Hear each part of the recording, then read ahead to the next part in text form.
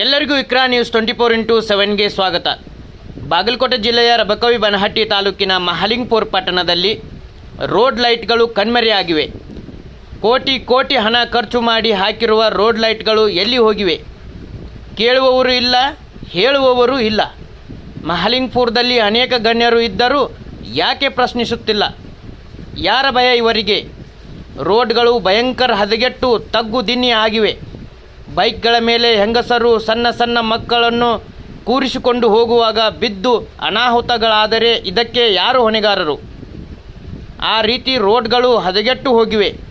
ಇನ್ನು ಮಳೆಗಾಲ ಶುರು ಮತ್ತು ಸ್ಕೂಲ್ಗಳು ಆರಂಭವಾಗಿವೆ.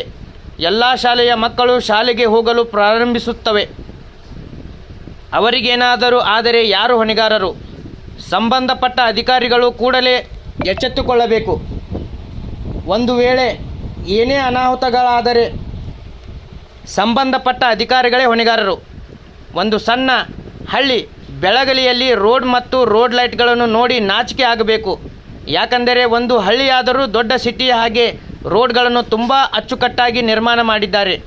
ಮಹಲಿಂಗಪುರ ಒಂದು ದೊಡ್ಡ ಪಟ್ಟಣವಾಗಿ ನಿರ್ಮಾಣವಾಗಿದೆ, ಆದರೆ ಸುಧಾರಣೆ ಕುಗ್ಗುತ್ತಾ ಹೊಂಟಿದೆ. ಇದೇ ರೀತಿ ಮುಂದುವರೆದರೆ ಹಳ್ಳಿಗಳಿಗಿಂತ ಕೀಳಾಗಿ ಹೋಗುತ್ತದೆ. ಸಂಬಂಧಪಟ್ಟ ಅಧಿಕಾರಿಗಳು ಕೂಡಲೇ ಎಚ್ಚೆತ್ತುಕೊಂಡು ತಕ್ಷಣ ಸುಧಾರಿಸಬೇಕೆಂದು ನಮ್ಮ ವಾಹಿನಿಯ ಮುಖಾಂತರ ಈ ವರದಿ. Bureau report, Iqra news, Mahalingapura.